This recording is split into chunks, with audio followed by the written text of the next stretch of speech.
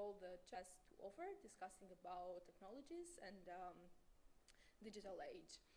My name is Ivanela, for those who don't know me.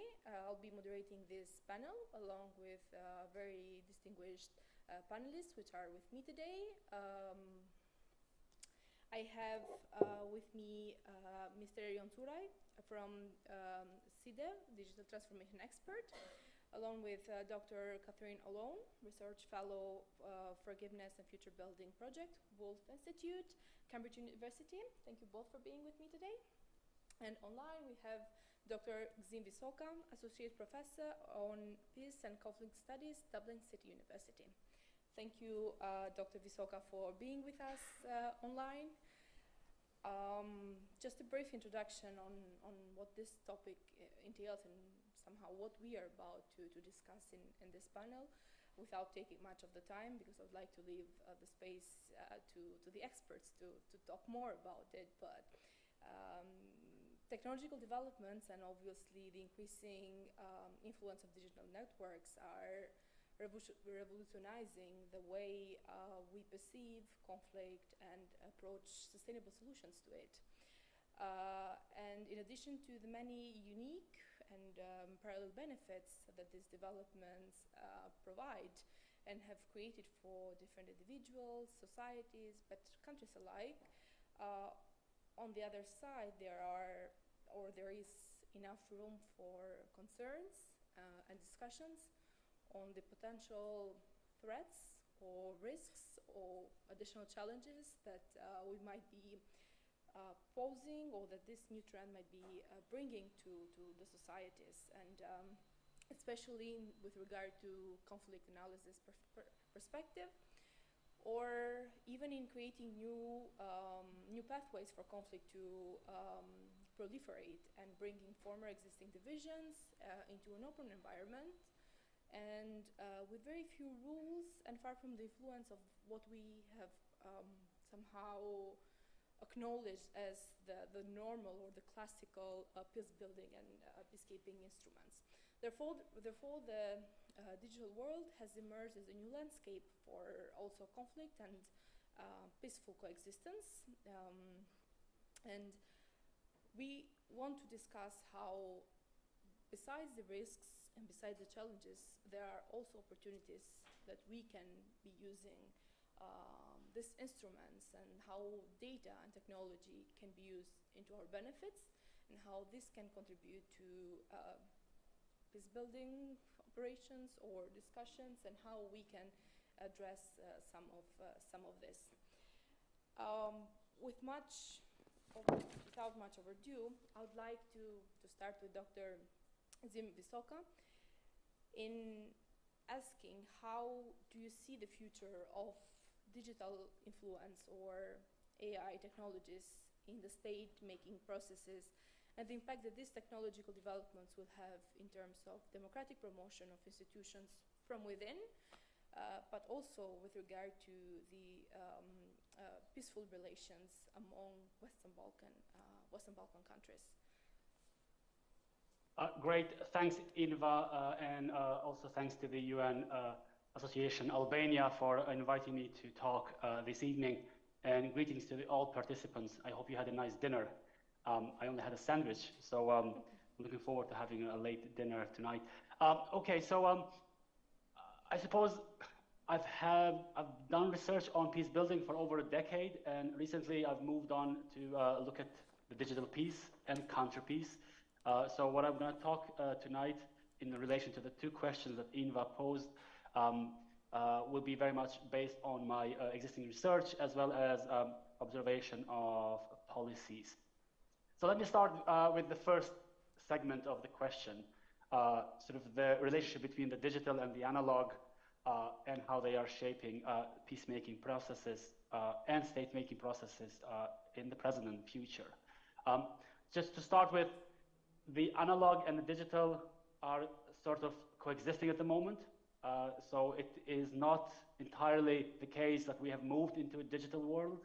The analog, which is featured with regard to the connectivity, geopolitics, the existing state order, and international system, is still the dominant one. what we're seeing is that digital as a plugin that is nurturing, contributing to the proliferation of the analog world order, if we may say, which is based on geopolitics, elites, state boundaries, the classical sort of, understanding of politics.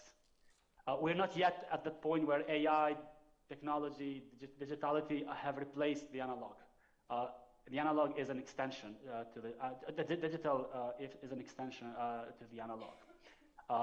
That said, the digital international relations, digital peace, politics has really shaped this analog world profoundly because we're seeing the disruption of power relations, of hierarchies, of the order that we thought it was stable at some point.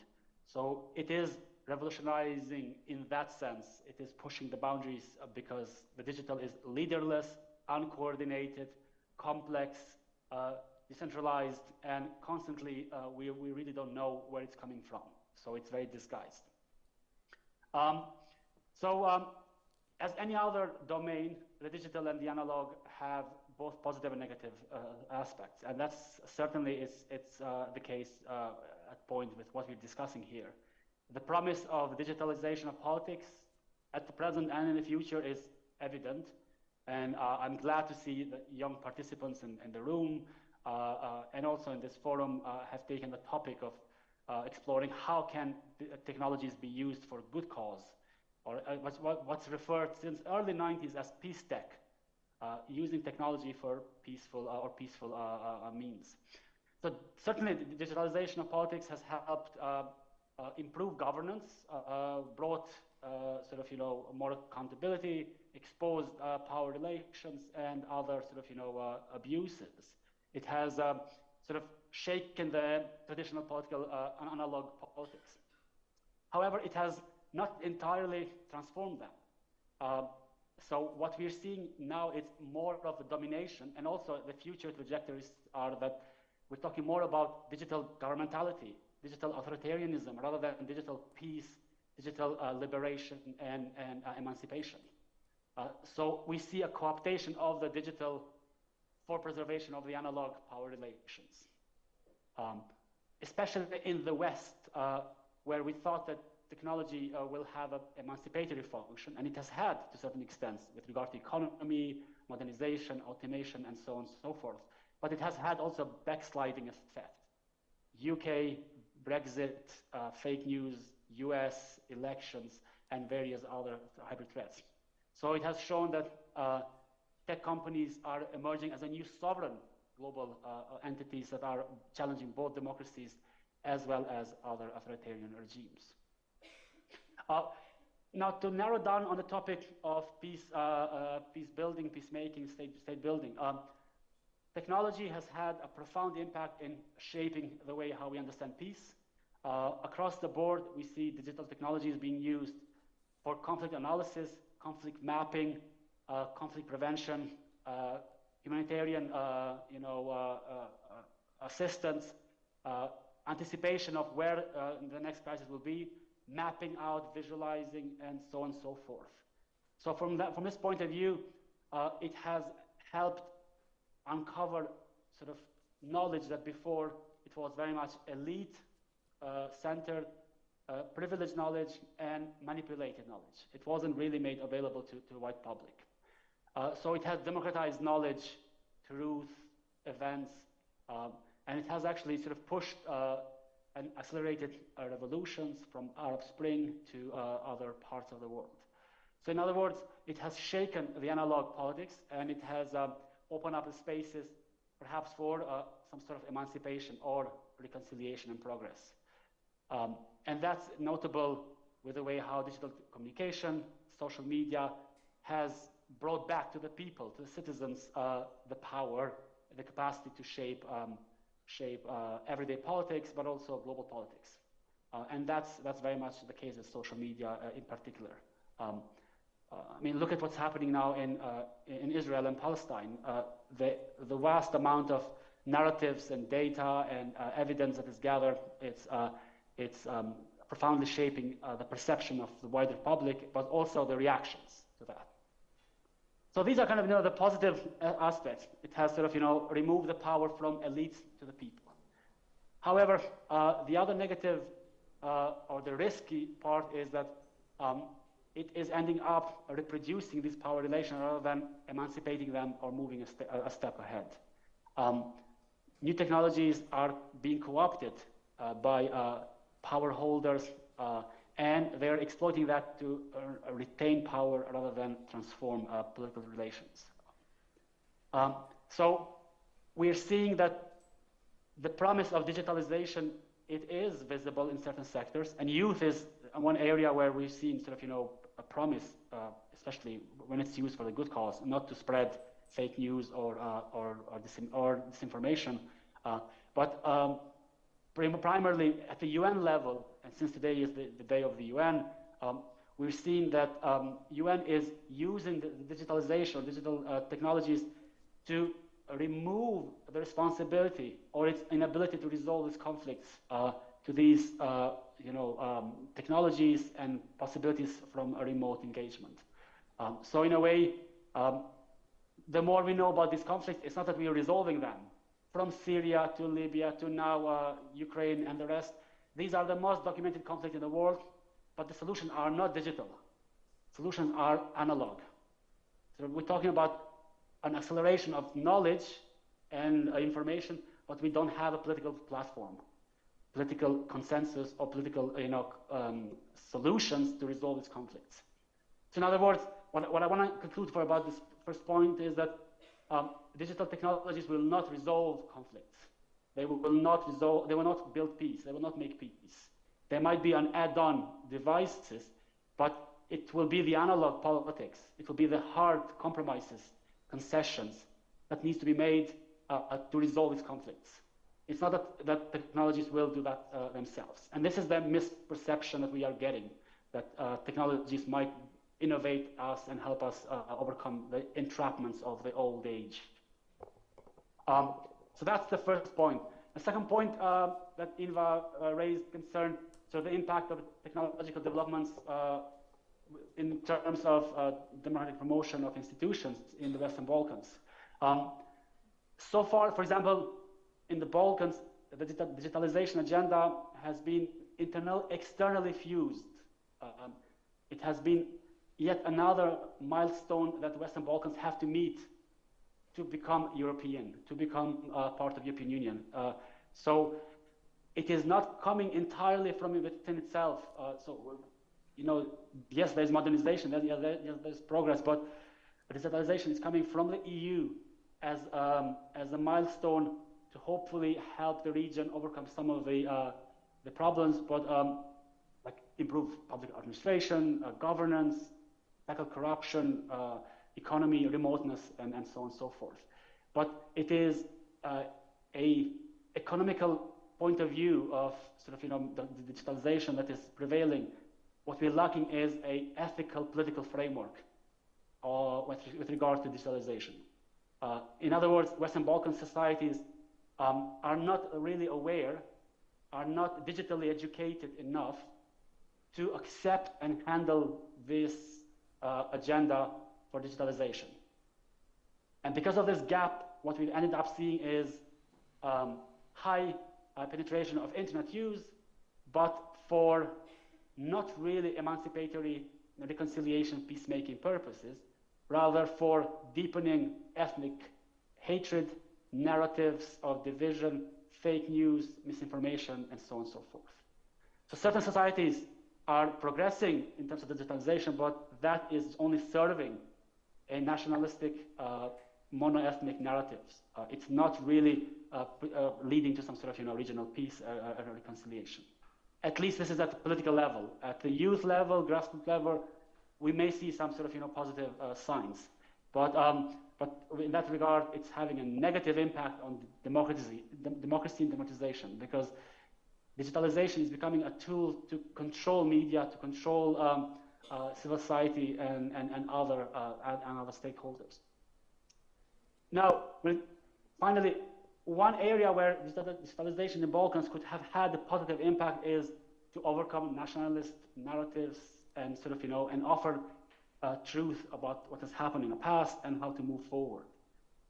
So that promise is still there, but so far we haven't seen positive use of digitalization or digital technologies platforms, such as virtual forms of engagement, of memorization or commemoration or peacemaking, that would build a new sort of, regional trend and movement.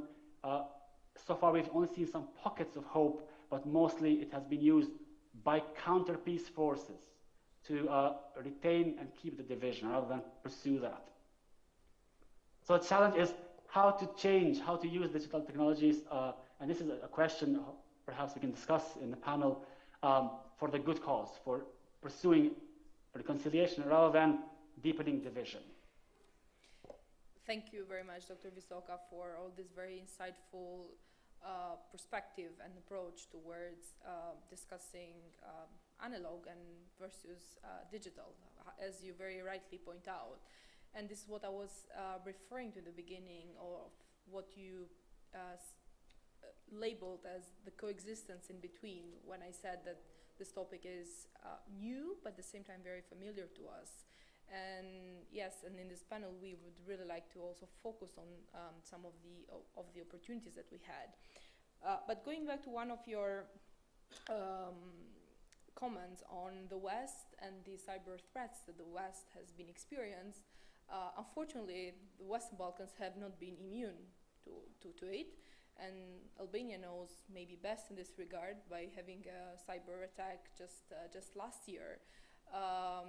And this makes me to go back to our second panelist, Mr. Erion Turay, on how can we actually,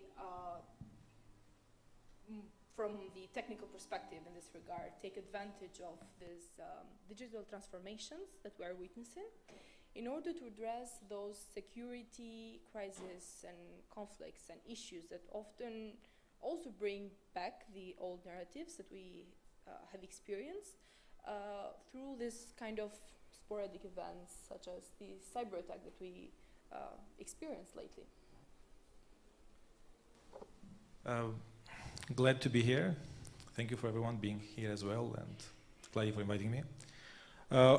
If Gazim don't mind, I'll call him, I refer to him by name, just because he have a beautiful name. In English it means happiness, so Gazim. Well, he opened quite so many different topics of discussion that I would like to go in each one of them because I see many opportunities in there. But yes, first of all, hello, I'm Erion. I present SciDev Center, which is a center NGO working on science innovation for development. And part of this, our agenda actually on, it is digitalization, digital rights. I'm digital transformation expert. And as well, I'm as well coordinator for Jean Monnet module, which is Erasmus Plus, you know already, let's say program, and part of it was 3 years program, let's say trying to boost and create awareness in Albania regarding EU Digital Agenda 2030, as Gazim mentioned before. Indeed, as I'm part of the ecosystem, digital ecosystem in Albania, I may refer before going straight to the answer on a question posed here. I've been working, one of the projects we were doing last year, for example, as part of Tirana Youth Capital, let's say, program. We had this Digital Rights Festival, and happy and glad to see here Siesta, she was one of the students with us during this project, and we're trying to create this awareness. And it was perfect timing because it happened to have as well the attacks we had here, but we had even some disclosure of information even before the attacks, like the year before. You remember everywhere, you know, the database of car plates, of your IDs and everything else. And so, and was this kind of narrative in the country when we were trying to have this awareness of people in order to really understand the importance of data privacy, importance of being safe in regards to digital assets. And at that moment we had these attacks on May, or this administrata.al was before, in beginning on May, and then we have on July, when we have this total disruption of services provided by a government, so e-government services, e-Albania. And that was a huge problem because there was all the services, and it was exactly like some months earlier. If you remember well, probably because you are young enough not to deal with public services, because your parents are handling, I guess, this is kind of culture in Albania, because you have to stay in the queue waiting for your ticket to get served.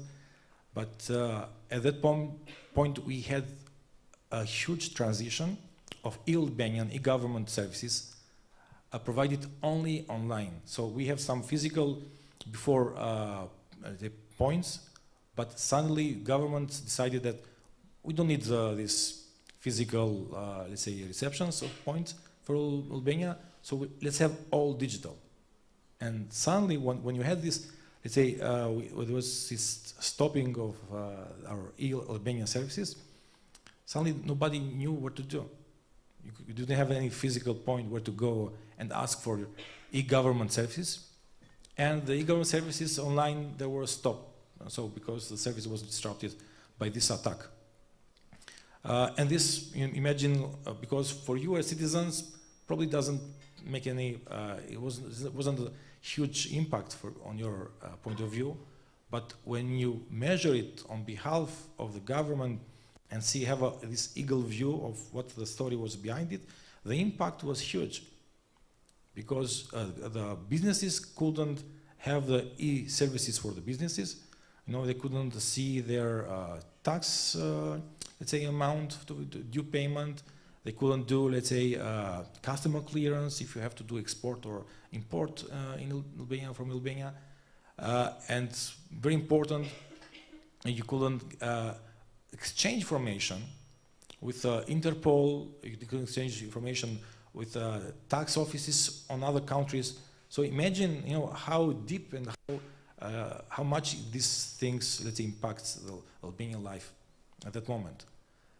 And all this huge impact, it happened because there was attack, which, okay, the base was a ransomware-like kind of type, let's say, encryption of the files in the servers, and there was wiping the servers. So which means that they deleted the hard disks in Albania servers.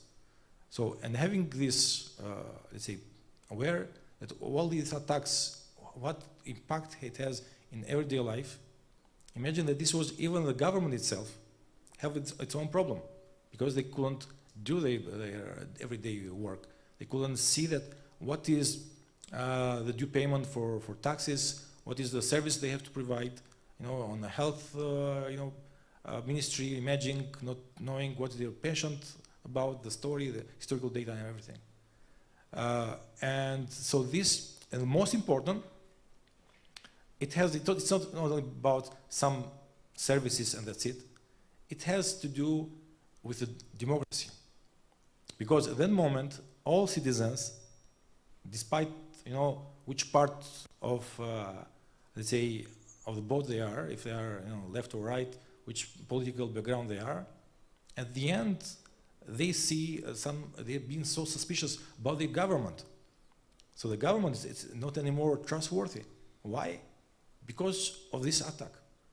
And if the citizens of a government, let's say, are not anymore confident and don't trust anymore the government because of these e-services, it means that this attack, if you do, let's check and see that what's the workflow of it, of logic, it is that they don't trust the government. So it plays a role in the democracy of a country. And this is not only about, let's say, this part. Then we have, this was in July. Then we go on and we have, on September, we have the guys called Homeland Justice was found out that they are from Iran, Iranians guys, or girls, whatever.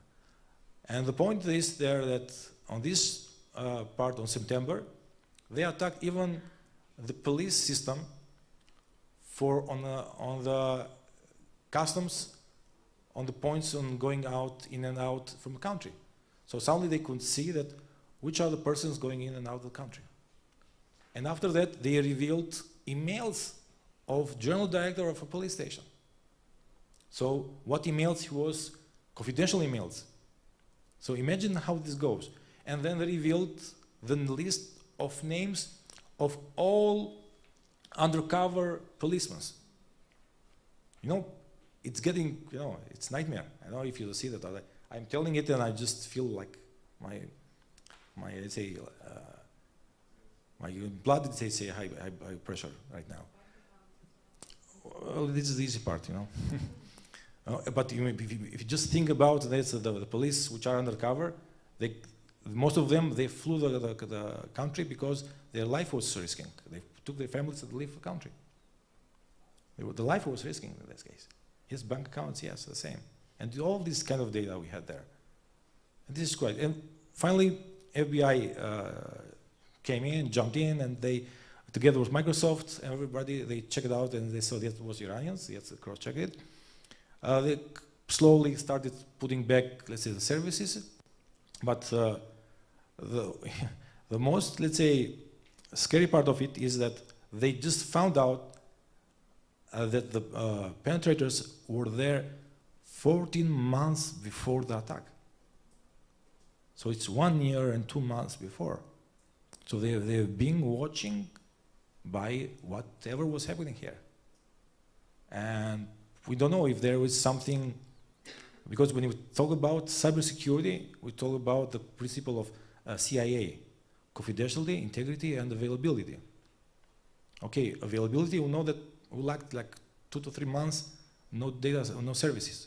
So it was compromised, availability. Confidentiality, yes, because based on this confidentiality, they got access in the systems. So that was compromised. Integrity is the only one that nobody tells us. But based on that, they say, we don't have no problems on integrity. But who knows if they have tricked the data inside, and probably if you used to have before, I don't know, probably some land somewhere in your city, probably this is not anymore your land, it's somebody else's land. But you'll discover it only 10 years later when you're gonna use this land, for example. And you see all these concepts, principles of cybersecurity, they have been breached. And why that? Because we have this gold rush of digitalization and trying to push and push and push, having more digital services because we want to be the first in the Balkans, in the region, to be the more digitalized ones. Not having the core principle of being, let's say, security by design, which means that whenever we have a digital system there, we have to think about security. Not we discuss about government and their e-services, but even us as citizens, even you when you want to have your own blog, your own Facebook account or TikTok account, you guys, you see that do you have double way of authentication? Or do you connect through Wi-Fi in a public hotspot where somebody can be like a man in the middle and probably hack your account through that? So you have even to think, even as simple citizens, or even as small businesses. If you have a, let's say, website that you want to use for selling or advertise your business, you have to check, do you have a backup of your website? Because even in this case, this can disrupt your business, it can disrupt your everyday life. So security by design, it's not something that I just invented. It has been there for years and years. But for good luck, we have this agency, Actesk, which is national cert. This is a company in charge overlooking the cybersecurity in the country. There is a new director. It's a good friend of mine, I have to tell. He used to be he's still a professor, and he's been working and studying cybersecurity all the time. And this is the moment when you feel secure. I just start feeling secure, better now, I'm safer now, because in charge of this agency is a competent person. He's been working all his life and he's investing. I just participated like 2 weeks ago. They are in pretty much a round table, which they just finalized a draft of cybersecurity strategy in Albania, which this is pretty solid. They have been investing and adopting these the laws for NISA 2, which is the alignment with strategy of European strategy on security, cybersecurity, and these things are going well. They have more than doubled the number of employees on this agency, so it looks like it's everywhere else. If there is nothing happened, nobody will care about it. But if there is something happened, yes, everybody will suddenly they will spotlight it, they will focus on it, and they will start being more serious about it. But believe me, the cybersecurity is not something that you have to wait for it, let's say, see its impact, and then think to make things better. You have to have security by design. And this is something that you cannot change it. And for that, I think that it's very important that things are happening and changing. I think anymore there is, well, there is, I wanted to say nothing to be afraid, but I cannot say that. Yeah, but we have less now possibilities to be hacked as before. Things are getting better, of course. Now I'm more confident, as I said, but it's very important that from the other side, we have to take care as well from the citizens' part. Because citizens have to, they are still vulnerable, even though we have better systems, but you continue to have problems if you don't use properly, to get hacked by social engineering, by phishing, by other ways of hacking. They can get your accounts, your credit cards, your IDs can be malused, etc. So you have to be always taken care. Just sharing another similar situation. As Professor Gazimos mentioned before, we have this case where there is, of course, they have all these malines and hacking and trying to intrude to our everyday life, in our business, in our government, in our democratic life. But there is good opportunities as well, and one of them I want to share with you because I'm working with already in the region. This where we're helping right now civil protection agencies, which probably you know the civil protection, I guess, yes. How many of you know civil protection? Civil Protection Agency, you know what is it? Yes, good. So it's the agency which takes care when there is, let's say, a hazard, or there is an earthquake or fire or flooding. Okay, there is the agency, the one that are dealing with it. Of course, they work with each municipality, with firefighters and everything, but they are the one in the core which deal with that. And right now there is a project which we're working with them for the region. There is called Early Warning System for the Balkan region, which means that there is a system which you monitor from digitalized system. You monitor any sensors or maps from GIS and everything, from Google Maps, NASA Maps, everything. And they can monitor, can tell you where is the fire, where is the flooding, and everything, all this. So it can help these civil protection agencies to respond better to a risk or to hazard. And in this case, they are helping the region because it's a regional one. And Montenegro government and Albanian government or Kosovo or North Macedonia or etc. If there is on a cross border, there is a hazard, they can share the information between them and can respond better. If before there was a fire or a flooding next to your border, but you didn't know in this case, right now you have eyes and ears in the ground, so you can prevent things, you can help assist your neighbors, and this can come and can, let's say, bring together the region and help. So we have a simple case how digitalization can help bring the region together. But as Gazim mentioned before, we've seen that misinformation, espionage, etc., can use, because even in our fragile, let's say, region, it's easier actually for us, even bringing forward these national agendas. And actually, it's not just about national agendas. The digitalization, we have seen that can bring forward any kind of agendas. We have the case in USA, we talk about machine learning. There is a study done. I don't recall if it was Hopkins University or some other university, well known. We have done a study how this machine learning is influencing, impacting the US voters.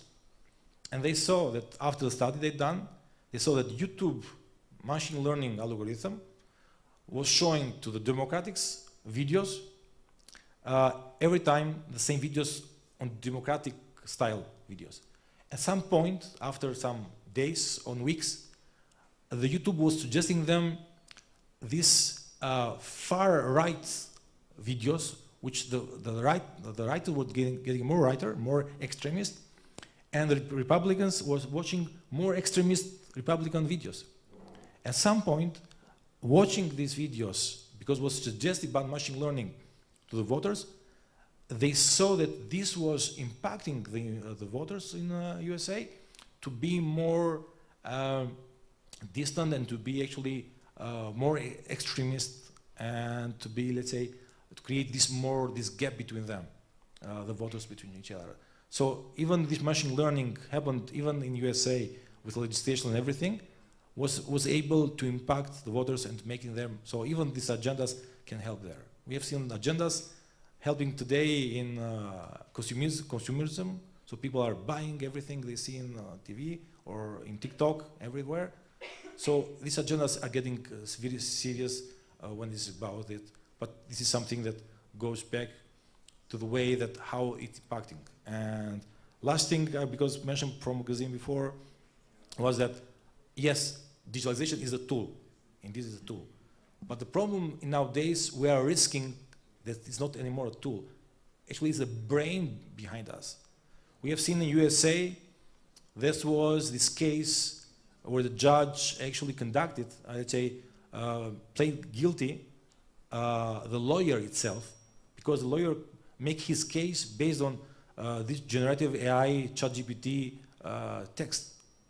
And the ChatGPT suggested them some fiction, not, let's say, fact check, let's say, arguments. And he went there playing his case by just ChatGPT. We know that ChatGPT is inventing sometimes things. And if this lawyer trying to make his case by generative AIs, probably the same thing are doing the advisors on prime ministers, on our government, on regional government, and probably the AI right now, it's not anymore about the tool, but probably it's our brain behind our governments. And if you don't make sure that there is a person for fact-checking everything, this can be quite risky. Thank you once more, trying to go beyond what I was asked. Thank you.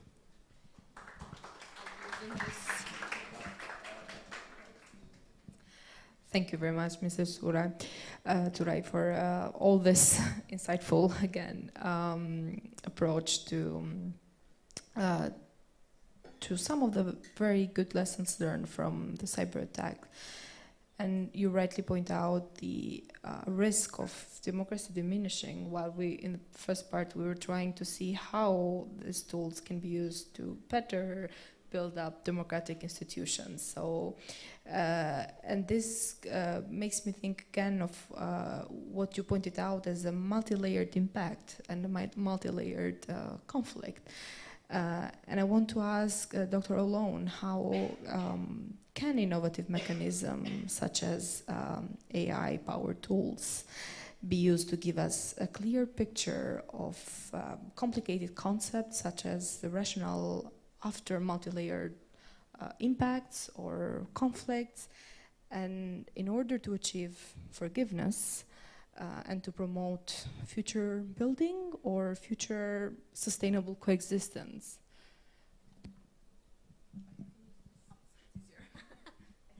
Thank you so much. And I just wanted to say thank you, everybody, for inviting me to Albania. I'm delighted to be here. And also, thank you to my two colleagues on the panel. I was getting progressively more and more terrified as you were speaking, thinking, do I back up my files? No. Oh. So thank you. I'll go home and do that. Before I start, I have a really terrible confession to make. I'm not an AI expert. I'm a social psychologist. Sorry, everybody. I feel like I've got you here under false pretenses. So you may well be thinking, well, why do we have some social psychologist sat on a panel session about, conflict and resolution in a digital age? Well, in my defence, perhaps if I tell you a little bit about the project that I'm running at the moment in Cambridge, that might go some way to redeeming myself in your eyes. So, my research interests are in the moral dimensions of conflict and reconciliation. So I'm interested in the underlying moral, psychological motivations, or what you might call a sacred value. Sacred not necessarily in a religious sense, but what are these particular beliefs and moral concerns that people have that lead them to kill in the name of their group? Or, by contrast, what are these sacred values that would motivate someone to save the life of an enemy at the risk of reprisals from within their own group? So this is where I'm coming from. My interest has always been in moral psychology. I've been very interested in conflict. My family are from Northern Ireland. Northern Ireland, as you know, also went through a very prolonged conflict. And actually, this year is the 25th anniversary of the Good Friday Agreement. So it's just, for me, slightly serendipitous that the project happens to coincide with that milestone. But I remember growing up, I'm a child of the 90s, so I remember sitting through the BBC News, and I would see the conflict in the former Yugoslavia.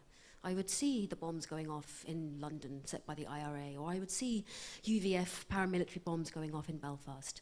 So that's very much the background of where my interest in the morality of this kind of conflict comes from. And one of the things that I knew that I wanted to do in this project that I've started was to be totally interdisciplinary about it. I'm a true believer in that science, particularly social science, is at its best when it's collaborative.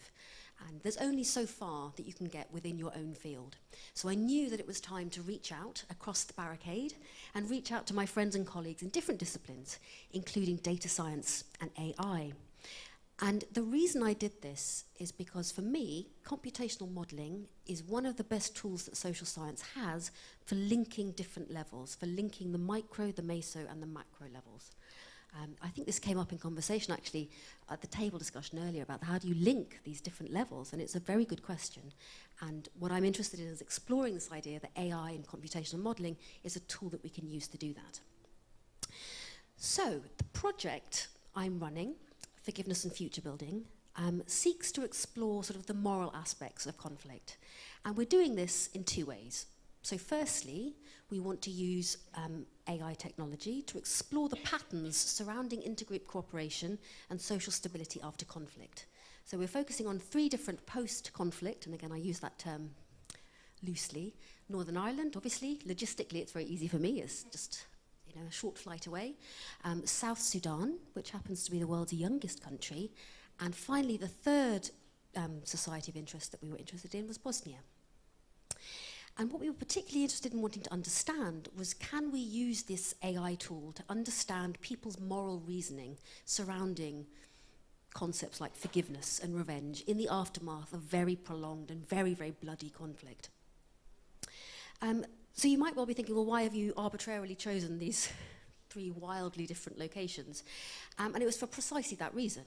One of the things that my field, social psychology, suffers from is what we call the weird problem. I don't know if anyone's ever heard of this, but this is a huge over-reliance on data that's drawn from essentially American undergrads. So they are weird in the sense that they're Western, educated, industrialized, rich and democratic, and totally atypical of human population at large. So there's a massive bias in psychology. And what I wanted to do in choosing these 3 different post-conflict locations was to choose this enormous spread of variables such as ethnicity, religious difference, geographical difference. And And what I was interested in, as I said, was pulling out whether there are these cross-cultural patterns in people's intergroup cooperative behaviours. And if there are, then how can we use technology to better inform policy to build social stability and social cohesion?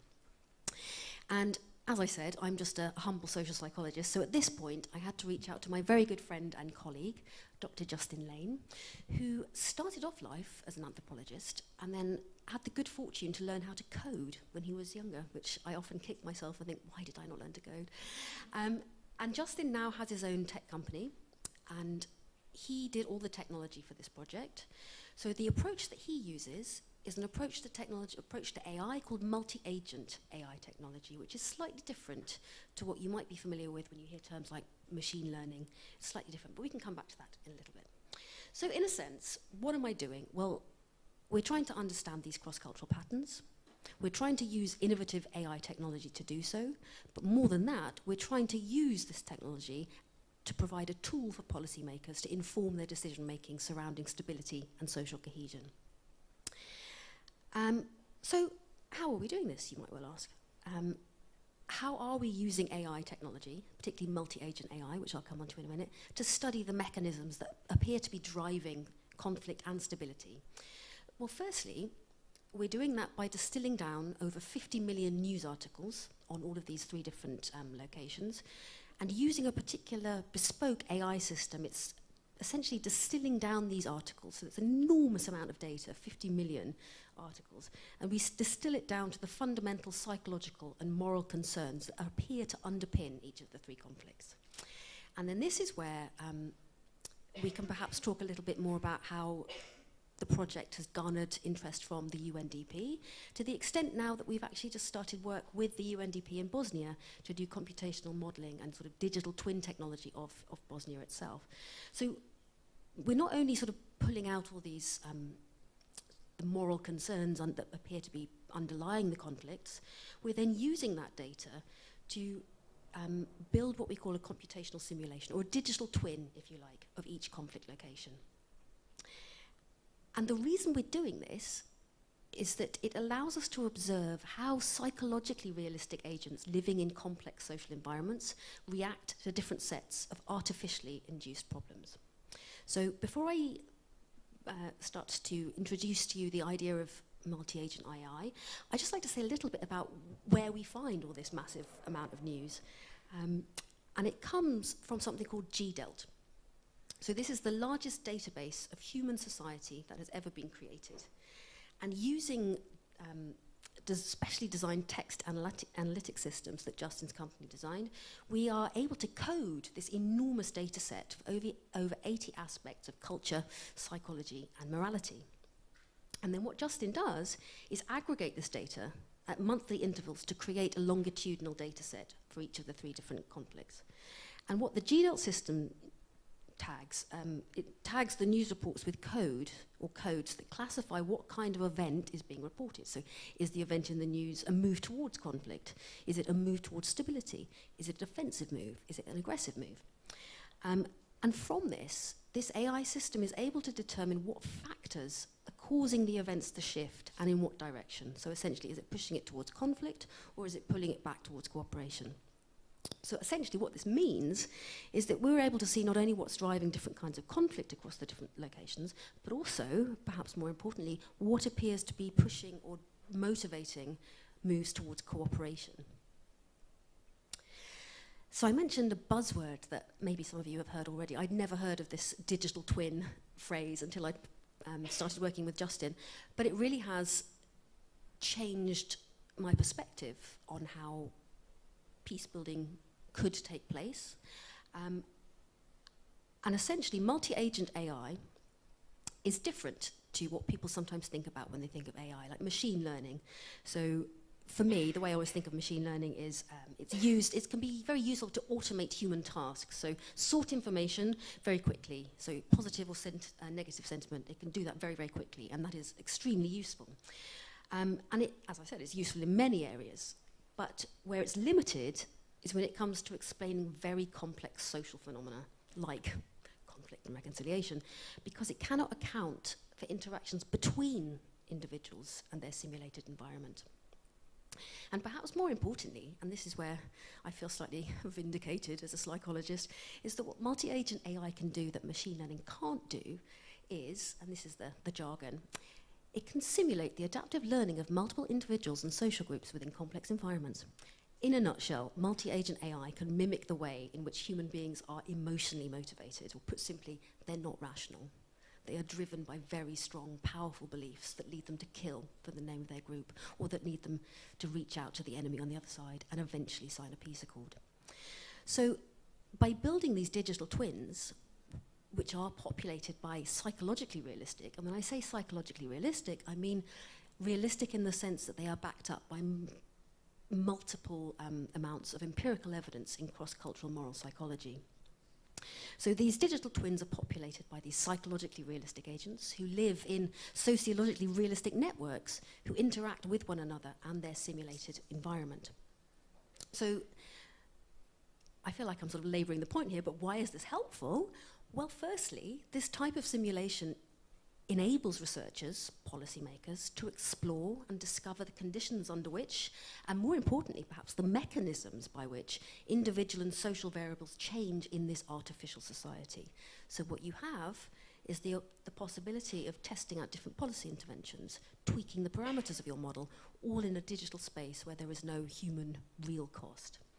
And secondly, one of the main focuses of our work, and it's been very much actually the thing that we've spent most of our time doing, not so much the research, but more advocating for this use of technology to provide policymakers with a very powerful analytic and forecasting tool, which, as I said, will allow them to test out different policy outcomes before they're implemented in the real world. This kind of work has been done by Justin and his company before. They've worked with the Norwegian government around sort of the resonance of COVID vaccine messaging. They worked more recently with the Dutch government around sort of modelling simulations of the resettlement of Syrian refugees. And most recently, they've just signed a contract with the UNDP in Bosnia. So perhaps that's the most relevant bit of information for this audience. And I'm in no position to sit here and tell you the issues with social cohesion in the region. I'm sure you know far better than I do. But one thing that the UNDP came to us with, the Bosnia office, was they have data to suggest that people in Bosnia are much less likely to interact with a member of a different ethnic group in multiple areas of life, so across work, education, in social situations.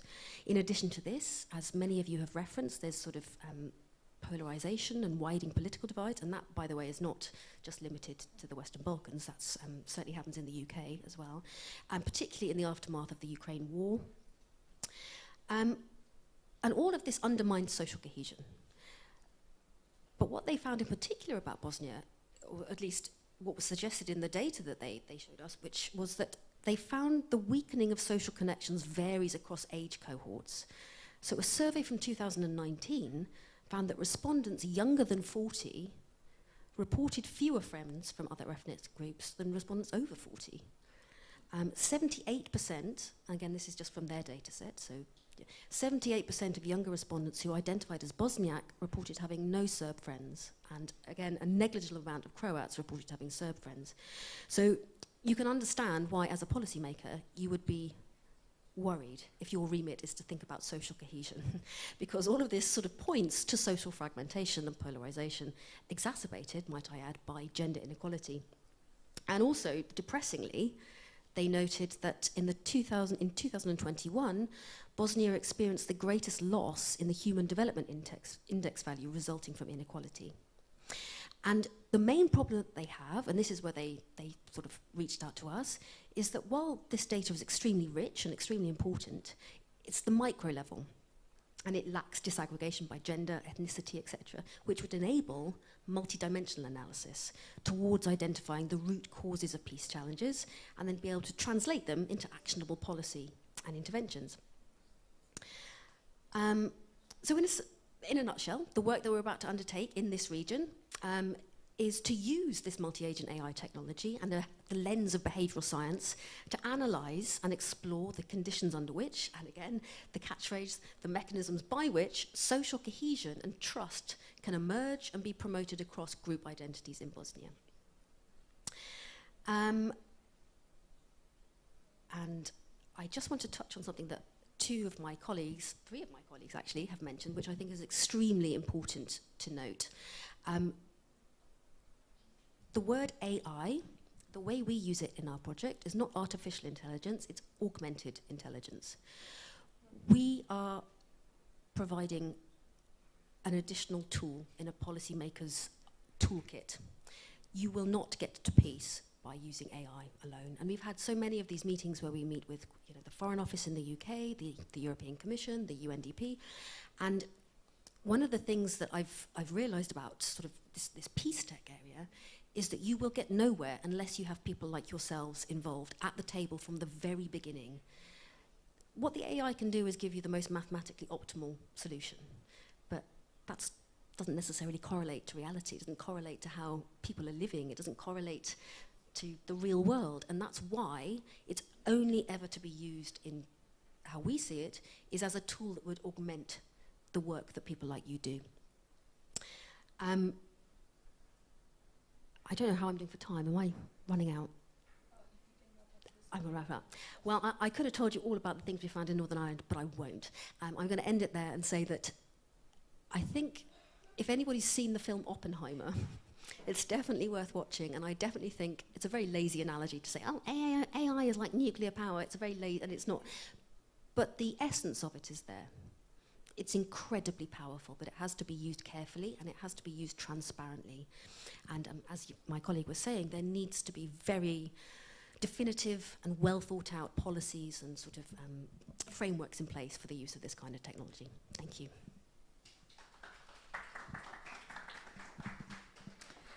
Thank you very much, Dr. Olone, for this very different perspective and bringing psychology as well to the table. It's always useful to look further into it, and we've covered quite an extensive range of disciplines, I must say, from social, politics, technical, security, and psychology as well. I would like to open the floor for discussions now, but I would kindly ask whether you have any questions or comments directly to Dr. Visoka, or any final remarks. Unfortunately, he has to leave very soon, so I'll give the floor to him and to you as well if there are any questions. Any questions? Eva.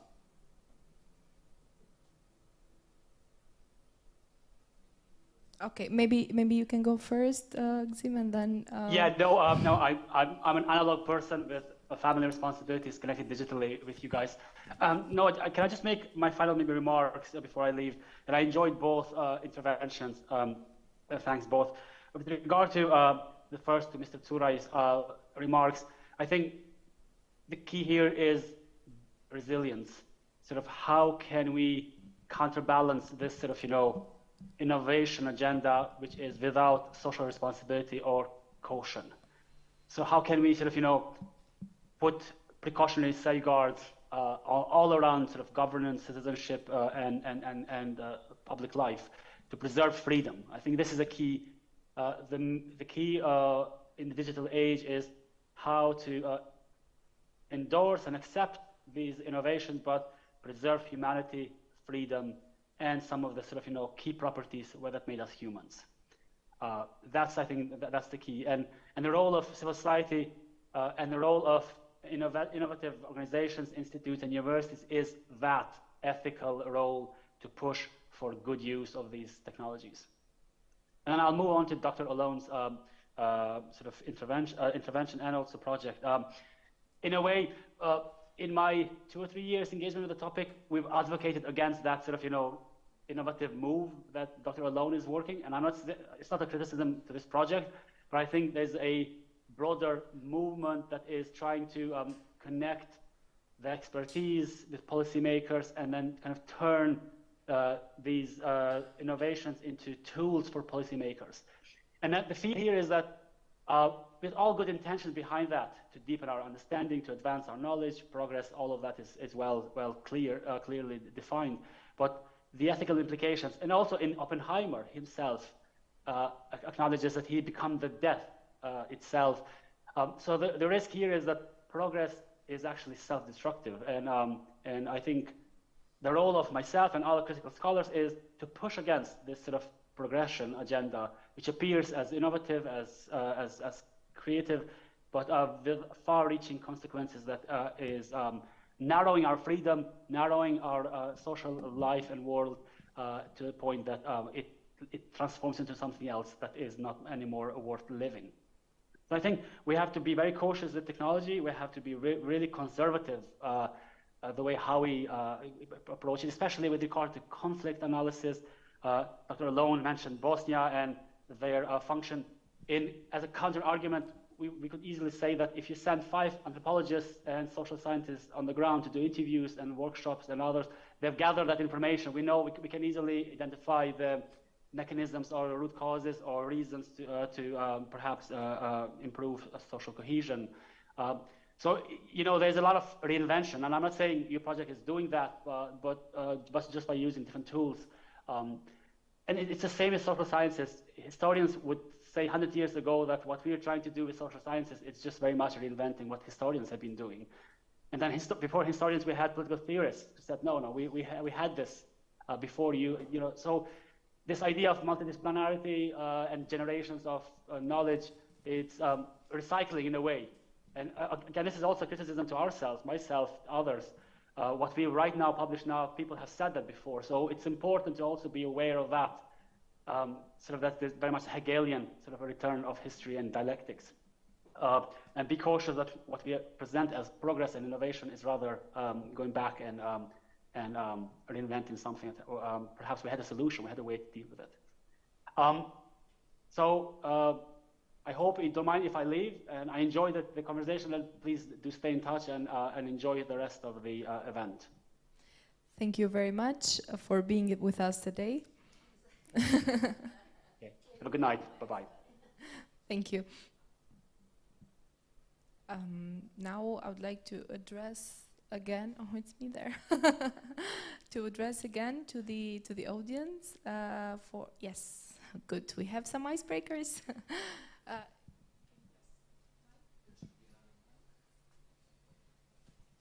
You can use this.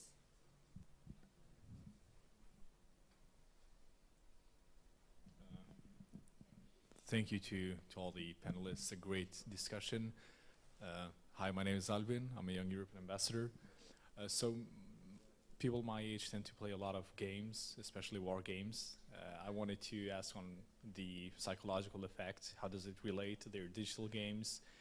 Conflicts, tensions tend to come from that. A couple of weeks ago, I attended a seminar, kind of the same topic, and we had a very good discussion on that one. Never thought of the impact it may have on real world, but wanted your thoughts on should they be monitored, should they be controlled, should the tensions maybe be sought for that as the first place, because it can be maybe that spot where conflicts ignite, or how should they be controlled if so? Thank you. Do you mean war games specifically? Well, digital war games. Thank you very much. My favourite kind. I'm going to be completely honest with you. I have no idea about war games. I know that my colleague Justin, who does all the tech, is often heavily involved with war games. He is based actually in Slovakia, which at the moment is a hub, you might say, of sort of a barrage of disinformation. But I don't want to answer for him, but that's exactly what I'm going to do. I suspect he would probably say monitoring, I think, would be okay, but if you try and what's the word I'm looking for, like subvert or censor, it could backfire. And the reason I say that is that he's done quite considerable work on places like Reddit, where people have been censored for sort of spreading disinformation or extremist narratives, and it does nothing but move them to different uncensored platforms where they just become more and more marginalized and polarized. And I suspect that one could argue a similar mechanism might take place if you decide to sort of heavily censor things like digital war games. Sadly, I can't really answer your excellent question with any sort of degree of I can't answer it properly because I don't know much about war games myself, but it's an excellent question. And it's something that I consistently see when I open up my LinkedIn feed. War games. And I think, you yourself work in this area. And I suppose I could throw the question back to you and say, what do you think? Because you're one of the people that are sort of really at the coalface of the technology industry. And what is the answer? I don't know. Sorry. Do you want to add something on that, or you want to go? Okay. Okay. In the US, the Pentagon is sort of doing some experiments. I've just heard that the Pentagon in the US is having some experiments on testing their battlefield strategies in war games, and also planning on monitoring somehow the activity there, as it can be dangerous, because those are the sort of people that can be, not trying to build wrong narratives here, but it is more likely that people that tend to practice there can raise conflicts. So just wanted your thoughts personally, not something, I know the US is working on it, but from our region, it's also very popular, so I just wanted an opinion. I'm not the guy that plays those, or do not have any close friends, so I'm not the right guy to ask as well. Quite intriguing. I mean, I'd like to see what they're actually like. Yeah, but I appreciate the answer, and thank you. Actually, if I have to start thinking and tackling this question from the point of view of indeed the sociological aspect of any kind of persons, not only for war games, or not only for a young age, you see that first of all, we have seen that digital virtuality today have increased the solitude. So you have more and more people, different ages, different genders, different groups. They are living alone. They're having the best company is their virtual life. So first of all, and this have already created so many problems. First is this attention spam, which goes first of all. And then it is psychological problems when it goes to values, morality. So we have issue here discussing the US embassy working, UK embassy working in the north of Albania, because you know that vast majority is living to UK because they've seen that virtuality. Okay, the people there, the hometowns, they are having the best life in the world there, because they see only the part where they spend the money. Who knows how they earn the money, but they spend it like in crazy ways, and they think that the life in UK is like that. Okay, so this is the problem that this social and virtuality, let's say, it's creating already to young people. And this goes only to social life and to virtuality on this part. When you go to games, and as you mentioned, the games have created by army, first VRs for pilots in order not to crash the real airplane, but to learn by having simulations in their simulators. And then we see this in commercial use. But the point is that at some point, this regulation on digital world have to go in details. Of EU, it's known for this, but yet we haven't seen yet something there. Because, okay, by the way, I have to make a call for you. I'm selected for GRI, which is to make let's say, research for Albania, but there is a program where for the first time we have a global index for responsible AI. And this is the first time it happened in 140 countries. So we'll start probably, right now we are having in training, but in 2 weeks' time we'll start doing that. And probably by beginning next year, we'll have an index how the 140 countries are doing in terms of responsible AI. Okay, but this is only on AI. And pretty much EU is trying to tackle this story. But they haven't gone yet to the, let's say, war games and virtual games. But still, they have to go there as well. It's not only for, let's say, war games, but it's any kind of games. Because we have seen that this is creating dependency. We've seen that this will make people less social. They have less, let's say, and some point it is extremely influencing actually the social behavior of, so we have people being more depressed, we have more suicidal behaviors, and all this due to this digital impact of on not only games but games including. And we've seen, you know, the last like 3 years ago, we have this case of this blue whale, which people start jumping from balconies. We have this Pokemon guy, you know, which they were trying to get into the street. So you have seen that, which have direct impact. But because we have seen that because they have direct impact. But we haven't seen yet the cases from war games or other games which they create dependencies. They create this virtuality in there, and when they get in contact with the real life, with this analog life, their impact is so huge that they are not prepared psychological to behave and proper behave. And this is creating this anomaly in people, so they have to limit that. And the same as still they are doing with drivers, truck drivers, for example.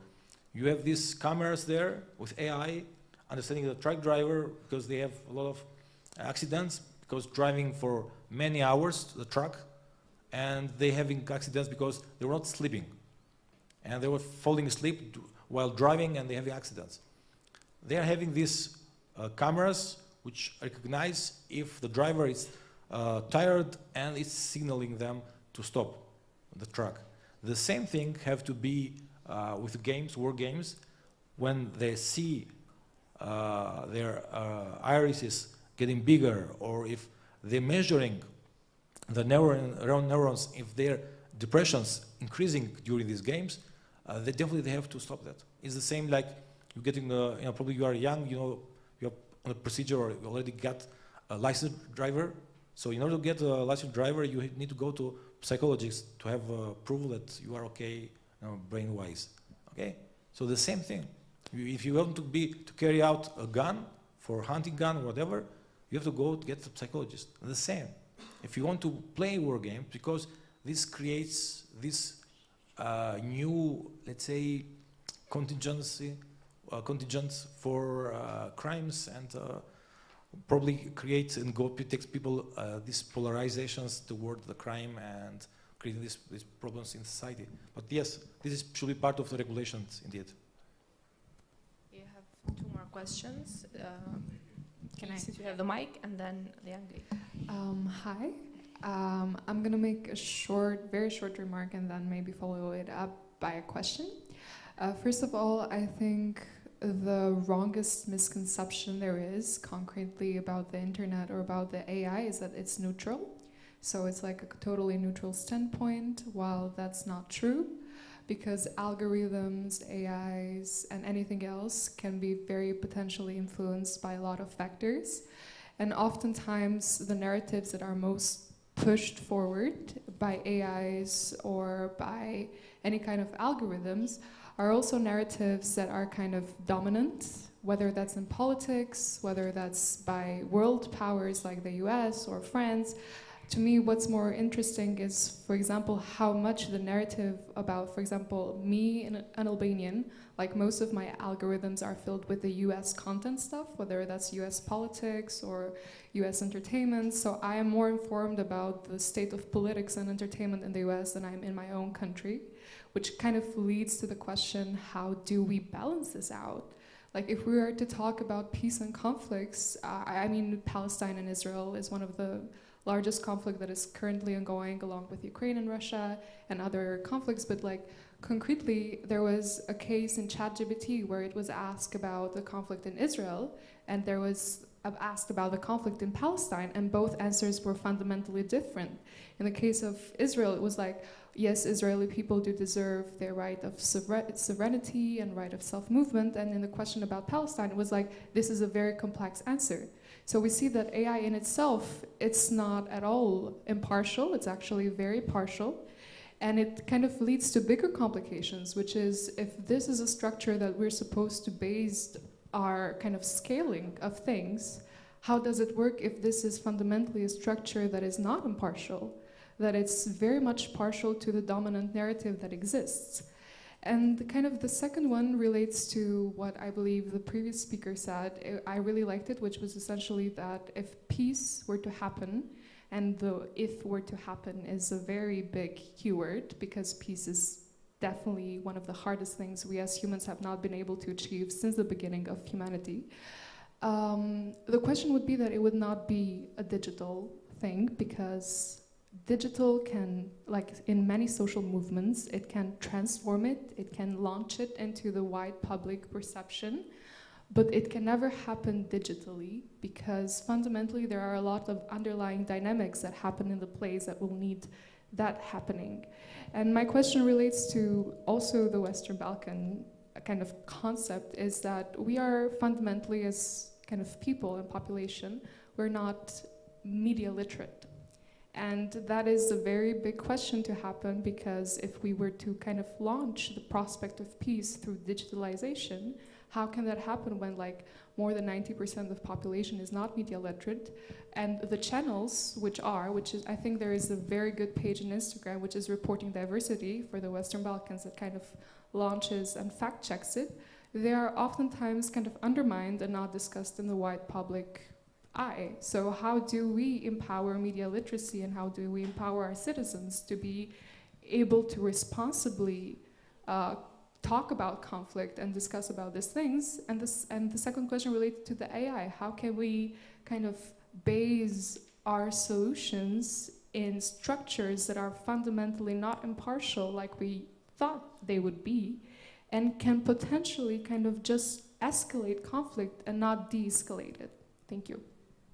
I think you have several questions in there. You can choose one or another. Well, those were excellent questions. Thank you very much. But my question to you is, would you get an impartial answer if you asked me about Israel-Palestine, or somebody over there about Israel-Palestine? I would suggest that the answer would be no, that you would get very different answers depending on who you asked. And that's the problem. What is the truth? Perhaps there isn't a truth. What we have to do is be able to use this technology as a tool, never to replace the importance of civic society. So again, I mentioned that I've done a lot of work in Northern Ireland, and Northern Ireland, the peace treaty was signed in 1998, before the internet, or sort of when the internet was some weird thing in CERN somewhere. The Northern Ireland peace process would never have got over the line without the involvement of civic society. And I would suggest that that would be the case in any conflict. You're never going to have some policymaker who just runs an algorithm. It gives you a completely objective mathematical formulation of an emotive situation in which both sides truly believe, to the point that they're willing to kill and die, that they are right.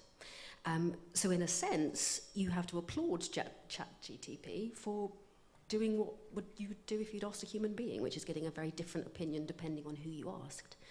I can't remember the other ones now. Do you want to jump in there? There were quite a few, and what was the other one? Media literacy, that's one for you. Well, indeed, thank you for the question. I enjoyed so much that by responding, I think that I'll ruin it, but I'll go for it. Yes, it was really a wonderful question. Well, it brings me to different topics, so I'll try to organize my thoughts in that. First, it's very important, as mentioned by Catherine, that to demystify the AI and the generative AI, because asking them a simple question and by replying us a huge response, very smart one, it probably makes it, in first appearance, smarter than you. but not the right one, not the smartest one. Okay, so you don't have to blindfold it, blind believe it. So you have just to think that the generative AI, what they did in that moment, they just saved your time from desk review, and that's it.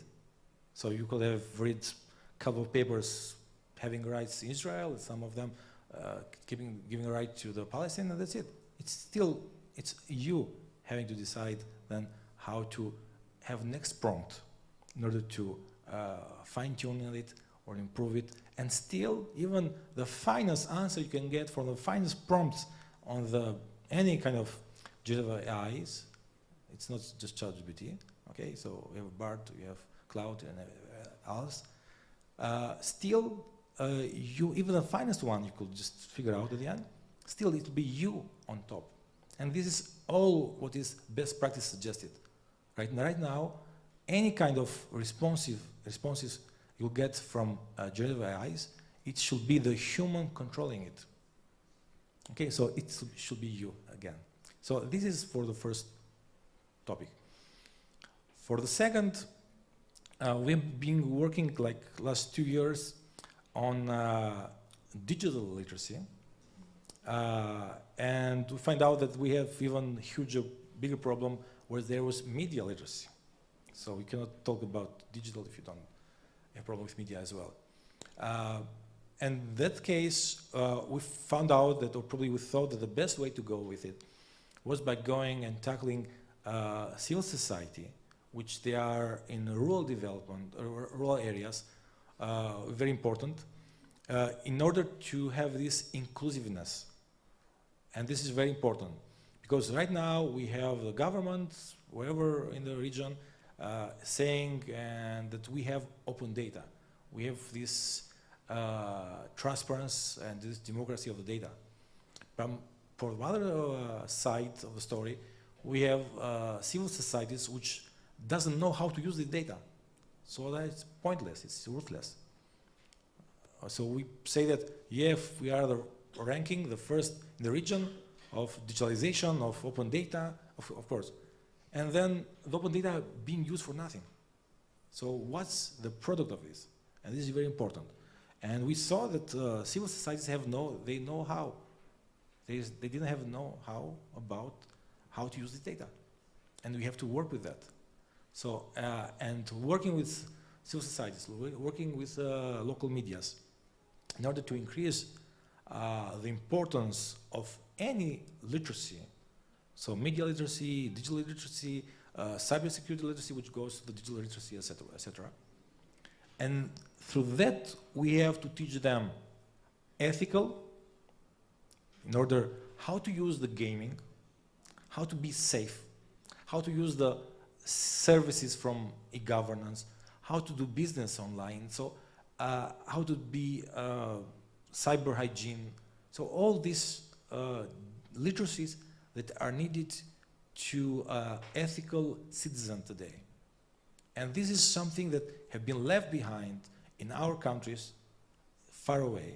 And the governments are trying to show off with their digital agendas in each of their countries, sometimes aligned on, and sometimes not aligned with EU, or just trying to do their own ways, just figuring as they're going. So this means that there is no proper strategy and on digitalization.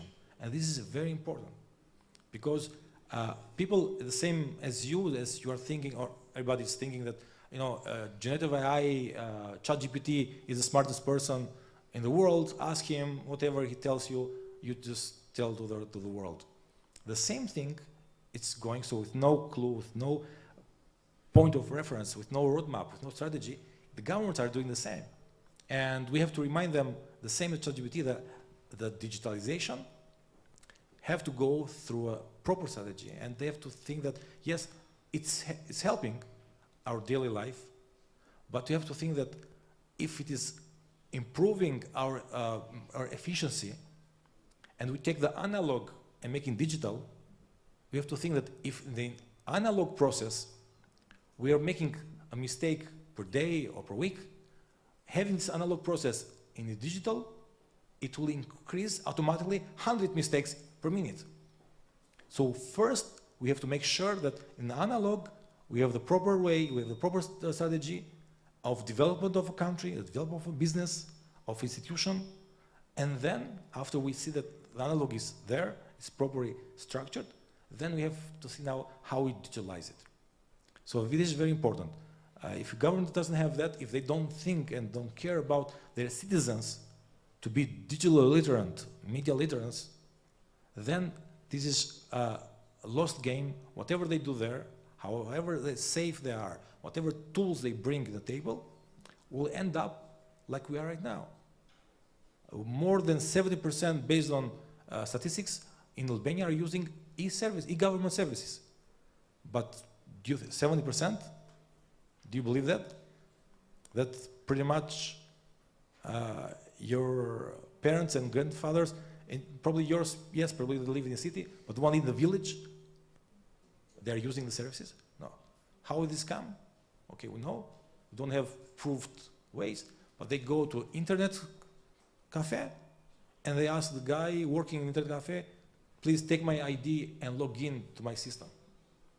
Okay? So what this means that we have no idea of how to use the system, are digital ignorant, and we have no idea of data and digital privacy. So we give it like, the guy is, we don't even know the guy there.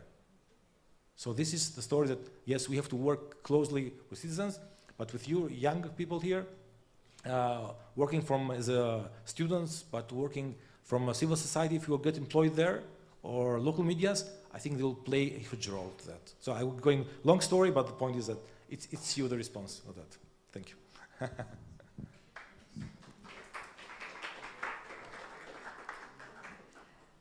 I am sorry that we have reached the time, but we'll take the final questions to both of you, since you raised your hands at the beginning, both. But if you can be very short on your...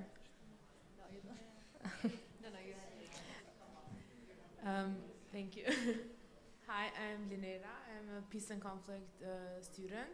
And first of all, I want to thank the panelists for their insightful and very realistic approach and perspective. And secondly, my question was directed to Mr. Tsurai, and it kind of echoes the last point made. So on denial of service attacks on e-government services, do you believe that the best solution is to go back to analog, physical, traditional ways, considering that also there are a lot of citizens who don't use e-government services, or to strengthen cybersecurity? And if the latter, what ensures us as consumers of these services that cyber criminals won't enhance the intensity of their attacks? Can we also take the other question, which is the final one, and then you also wrap up in your final comments? Yeah, I wanted to be super practical, and I have a very short question. We heard from you, both of you, and also from Gzim Visoka as well, that we need to practice to be more literate regarding to digitalization and similar stuff. But what do you think would work here in the Balkans regarding our sector, the peace sector? How do we cooperate with digitalization? Because digitalization is here to stay, it's not going anywhere, and it's going to progress even more. Thank you. Okay, I'll pass the floor to each of you, but I will kindly ask to be... You can take any, but I'll just be short. I think, in brief, the answer is to keep doing what you're doing. So networks like this allow you to engage with people who work in tech startups, for example. I mean, through this network, you're introduced to other networks where you'll meet entrepreneurs like Justin, you meet people in AI, defense, security. So I think you're already much further along than you think you are. And whether it's in the digital world or the real world, the principle of building a network is still the same. It's always, if you have a network in place, you'll always have access to the skills, the expertise that you need. So I think just keep networking would be my response. Ill-informed response, but... Okay. Going on that answer as well, UK, but other countries as well have this program of volunteers of digital ambassadors, which they are playing a very huge role on that. So it's the same you, but probably having this separate work on on your own community, where they live, when you work, etc. So you take some certain very practical program what to do. So you have to meet today, for example, 5 elderly or 5 people of this community, or 5 women, and you go there and talk about this a checklist of things to do in that case. So how to open an account to do a business, or how to make be cyber hygiene, or how to use the e-services, so they don't have to go to this internet cafe to use the e-Albania services, etc. And this you can work as well on digital literacy, on media literacy, and like this network of this neuron of networks can increase and have this impact throughout the Albania and throughout the region. So this would be a very good program if you can find something like this and really enhance your voice further there. And because even more agents like you, so the peace agents, they need to know that how to use this in order to enforce their voice, and they have to know which are, let's say, the don't do things, so they can avoid that and can even advise people when we meet in your everyday life. And if we focus mainly on positive things that technology can bring, I think this, okay, at the end the good will win, and this is something that, this is ongoing process that we have to work on this. Yes, going to the first question, thank you Venera for that. Yes, these are the 2 options you gave. They are not excluding each other. I think both have to the first is being considered, the second is being considered already. So they enforced the strategy, the policies, the technology, the people are increasing their capacities there. So I think they are doing on technology, on the infrastructure part, they are doing good work. From the digital, from an analog perspective, yes, you have to go there, because it's impossible, even in Estonia or in Finland or in Sweden, which the highest, let's say, usage of internet and highest digital literacy, still they have physical presence of this, let's say, government services. So there always you'll have that. Even the EU Digital Agenda 2030, they have thinking that by 2030, 95%, so then, not now, then, when 95% of EU population will be digital literate. So we based on programs, long life learning programs, different courses, they will have to do that. But 95% only then. And this means that even EU by 2030, still you have to use the analog, let's say, presence, the physical presence of giving such services, because they will still have 5% of people not being digital literate. They need to have that. So even in the future, EU is thinking to have that. So who are that in Albania to be, let's say, full 100% digital? So it means that definitely, it means that this is careless, not thoughtful strategies or just actions to, I don't know, for some reasons, from political background, that you are trying to make this 100% and full there. Because you know very good that you know what will be the consequences of that. And definitely we need to have these physical offices. This should be some pressure from citizens in order for them to understand that they need that. And they need it not only first to be inclusive, because this will be always the case, that they need to have this for being inclusive, but even in the process of thinking of being cyber resilient, you need to have that, because even in the case that you get the cyber attacks, because always, even if you go to ACSI, agency which manage Albania, and they'll say themselves, there is no such 100% secure, let's say, resilience of cyber attacks. So by the moment you yourself accept that there's nothing smart to do, because everybody is doing that, accepting the idea that there is no such a 100% secure cybersecurity systems, it means that even if you have 0.1% possibility to get attacked again and to breach security and to have disruptive and denial of services, in this case, you need to have these offices So you provide, and you have this continuum of services. So even by this perspective, you need to have that for both reasons. Being, let's say, inclusive and having a backup solution in case that you get hacked. Once in 100 days it can happen. So thank you for your question. Thank you.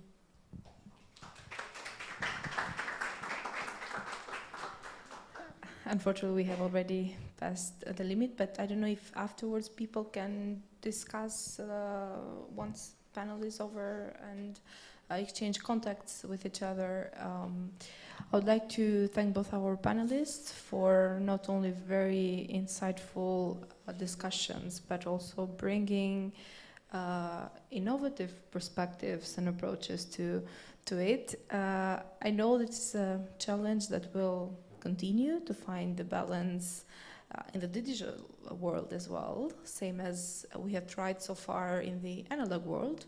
Not entirely sure if we have managed to find that balance in the analog world as well, but still worth considering as well. I'll thank you all for your feedbacks and wish you a very nice Peace Week coming, and thanks to the United Nations Association Albania for their support to this kind of programs and for having us. Thank you all. I'm sorry, can I ask a question? I know that we're done, but I've been like waving my hand like for the last 5 minutes, so no one like recognized. I'll take. I mean, we're passing our responsibilities, so you to me and me to the team. I think you can ask the questions. Thank you so much.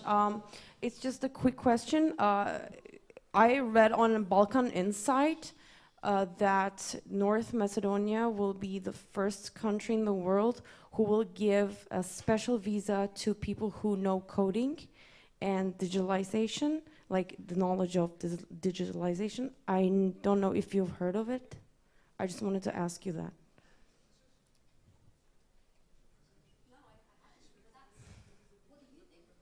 I think it's great, and I think more countries should do it. Like, why not? We're living in the age of digitalization in the end, so. I wish that I had learned to code when I was, I'm quite a lot older than you guys, and like girls coding was just not a thing. And it's such a good thing to do, so yeah, right, I think it's a brilliant idea. Yeah, in terms of legislations, North Macedonia is quite way ahead of Albania in terms of being more attractive for digital businesses, and not only, but for investments as well. Yes, I was aware that they are preparing something, but I'm not aware of the final draft on that. But my general perspective on that, definitely the future, at least for our small countries, it's part of it should be the digitalization. So having our workforce toward digital, let's say, jobs is important, because like this, we can keep young people like you in the country working with high salaries like in the West.